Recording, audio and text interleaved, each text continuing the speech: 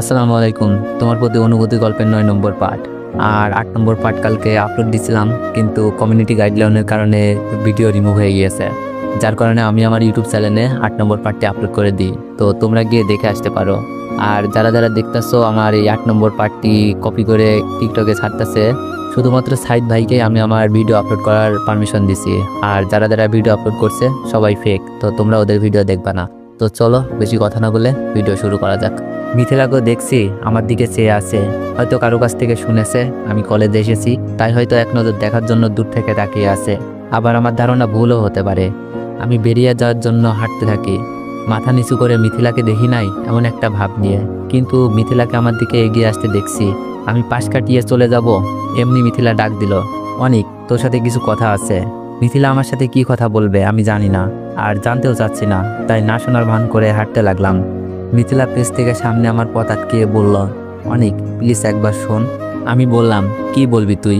তোর জন্য আমি বাসা ছাড়া হয়েছি, এমন একটা অপবাদ তুই দিলি যার কারণে 1 মাস ধরে আম্মুকে দেখি না, আব্বুর কথাও শুনি না। আব্বুর কড়া শাসন আমার জীবনে নাই। আমার সাথে কথা বলার অপরাধে ভাবিকেও বাপের বাড়ি পাঠাই দিছিস। কেন জানি রাগ আর কষ্টগুলো চোখের পানি হয়ে বের হচ্ছে। মিথিলা বলল, অনিক তুই আমাকে মাফ করে দে। আমি জীবনে এমন একটা ভুল করেছি যার জন্য আমি রাতে চোখ লাগিয়ে ঘুমাতে পারি না। চোখ বন্ধ করলেই আমার পাপের দৃশ্যগুলো আমার চোখের সামনে ভাসে। মিথিলার চোখ বেয়ে পানি পড়তে লাগলো। আমি বললাম, মিথিলা নেকা কান্না করার কি আছে? যা চাইছিস তাই তো করেছিস।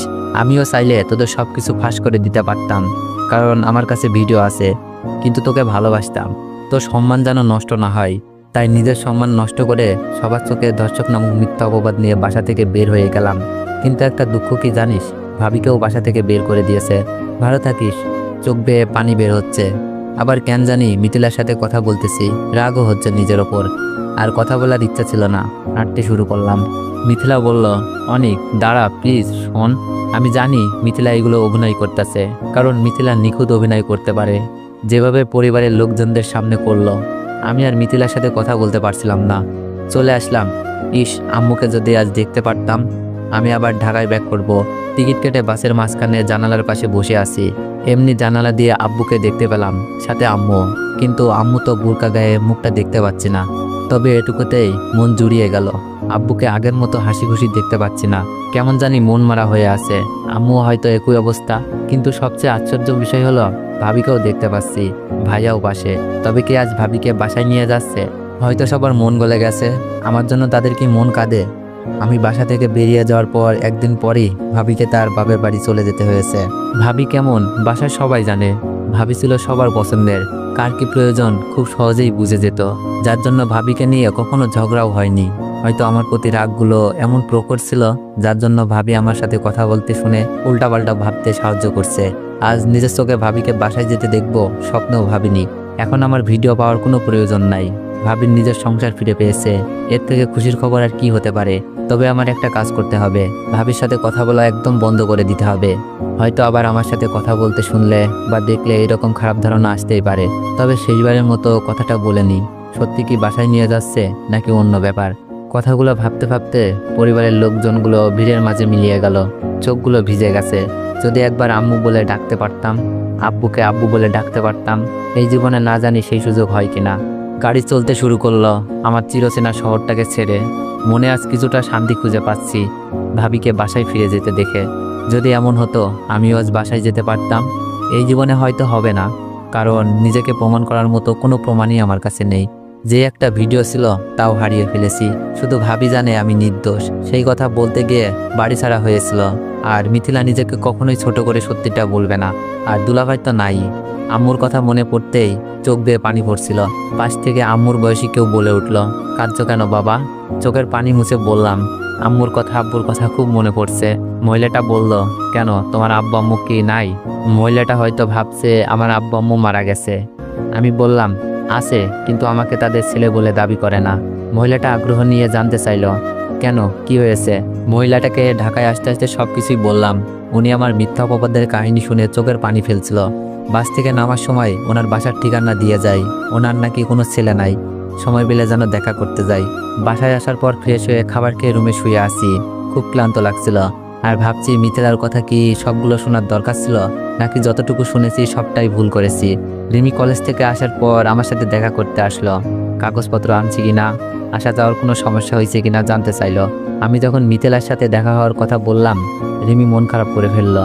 তবে যখন ভাবিকে ভাইয়ার সাথে আব্বু আম্মুর সাথে বাসায় যাওয়ার কথা বলি, রিমি অনেক খুশি হলো। রিমি জানতে চাইলো মিথিলা কিছু বলছে কিনা। আমি সব কিছু খুলে বললাম। রিমি বলছে মিথিলার সাথে কথা বলাটাই নাকি আমার ভুল হয়েছে। রাতে ভাবি ফোন করলো। আমি বললাম, হ্যালো ভাবি, কেমন আছো? ভাবি বলল, ভালো, তুমি? আমি বললাম, আমিও ভালো আছি। অনেক, আজ তোমার ভাইয়া আর আব্বু আম্মু আমাকে বাসায় নিয়ে এসেছে।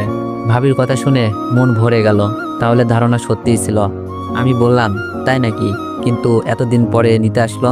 ভাবি বলল, ওরা বলেছে তোমার উপর রাগ করে নাকি আমার সাথে এমন করেছে। তোমার সাথে এই পরিবার কেউ যোগাযোগ করুক এটা নাকি তারা কেউ চাচ্ছে না। ভাবির কথা শুনে মনটা আবার খারাপ হয়ে গেল। তার মানে আমার প্রতি তাদের কোনো মায়া হয় না। চোখ মুছে বললাম, ও আচ্ছা ভাবি, তাতে কোনো সমস্যা নাই। তুমি বাসায় ফিরে গেছো, এতেই আমি খুশি। ভাবি বলল, আমি তোমাকে বাসায় ফিরিয়ে আনার সব চেষ্টা করে যাব, দেখবা আমি জয়ী হবই। আমি বললাম, দরকার নাই ভাবি, আমি শুধু তোমাকে বাসায় ফিরিয়ে দেওয়ার জন্য ভিডিওর প্রমাণ খুঁজছিলাম। আজ আমার আর কোনো কিছুরই দরকার নাই। তোমরা ভালো থেকো। বলেই ফোনটা রেখে দিলাম। সাথে সাথে সিমটা খুলে ফেলি, যেন ভাবির সাথে আর কোনো যোগাযোগ না হয়। ভাবি তার সংসার নিয়ে ভালো থাকুক। আমি ফিরে যাওয়ার চিন্তা করি না। করলে হয়তো ওই দিনই ভিডিওটা দেখিয়ে দিতাম। তখন যেমন মিথিলার ভালো চেয়েছি, আজও চাই মিথিলার সম্মান নিয়ে বেঁচে থাকুক। আর যদি পাপের পরিমাণ বেশি হয়ে যায়, তার শাস্তি মিথিলার নিজ থেকেই পাবে। আমি যখন মিথিলার ভালো চেয়ে বাসা থেকে চলে এসেছিলাম, এখন স্বার্থপর হতে পারবো না। আর আমার কাছে এখন নির্দোষ হওয়ার প্রমাণও নাই। পরের দিন রিমির সাথে গিয়ে কলেজে ভর্তি হয়ে যাই। রিমি বিজ্ঞান বিভাগ আর আমি মানবিকে, তাই ক্লাসগুলো ভিন্ন। শুধু কলেজে যাওয়ার আসার সময় দেখা হতো, মাঝখানে বিরতি। ক্লাসে প্রথম দিন আমার পরিচয় দিতে হলো শিক্ষকদের কাছে। সবকিছু ঠিকঠাক বলি, শুধু মামার বাসায় থেকে পড়ালেখা করব এটাই মিথ্যা বলেছি। এভাবে চলতে থাকে আমার দিন। অফিসের কাজ বুঝতে পারি না, তাই কাজ করা বন্ধ রাখতে বলেছেন আঙ্কেল। আমি ভাবছি এই মানুষগুলো এত স্বাধীন হয় কি করে। আঙ্কেল নিজের খরচে আমার পড়ালেখা চালানোর সিদ্ধান্ত নিলেন। আর যখন ইনকাম করব তখন পুষিয়ে দিতে বললেন। আজ বাসার সাথে যোগাযোগ নেই 1 বছর। জানি না কে কোন অবস্থায় আছে, তবে আমি খুব ভালো আছি। শুধু ভালো নেই আমার মনটা শুধু আম্মুটার জন্য কাঁদে, দেখতে মন চাই। এখন আমি আঙ্কেলের অফিসে কাজ করি, নিজের সম্মান রক্ষার্থে। রিমির সাথে দিন দিন প্রেমের সম্পর্ক হয়ে গেছে। আমি প্রকাশ না করলেও রিমি খুব ভালোভাবেই প্রকাশ করে ফেলেছে। কলেজের সবাই জানে আমাদের মধ্যে প্রেম, যার কারণে কোনো মেয়ে ভাব নিতে আসে না। আর ভুল করেও কেউ আসলে রিমির তো অত্যাচার আছেই। তবে রিমি ছাড়াও কলেজে আমার আর একটা মেয়ে ফ্রেন্ড আছে, নাম আশা। আশা হলো রিমির ওই ফ্রেন্ড। আমার সাথে দেখা করাতে নিয়ে এসেছিল সেই মেয়েটা। আশার ভাইয়া নাকি বিয়ে করছে, তাই ইনভাইট করলো। আজ নাকি সেখানে যেতে হবে আমাকে আর রিমিকে। কি আর করার, বিয়েতে গেলাম। কিন্তু কোণের বাড়ি গিয়ে আমি পা ফেলার জায়গা পাচ্ছি না, কারণ আশার ভাইয়ার সাথে সুমি আপুর ননদের বিয়ে, মানে দুলা ভাইয়ের বোনের বিয়ে। আর আমি আজ সেখানেই। তো এভরিওয়ান, নেক্সট পার্ট চাইলে একটু বেশি বেশি কমেন্ট করুন আর একটু বেশি বেশি কপি লিঙ্ক করে দিয়েন। ধন্যবাদ।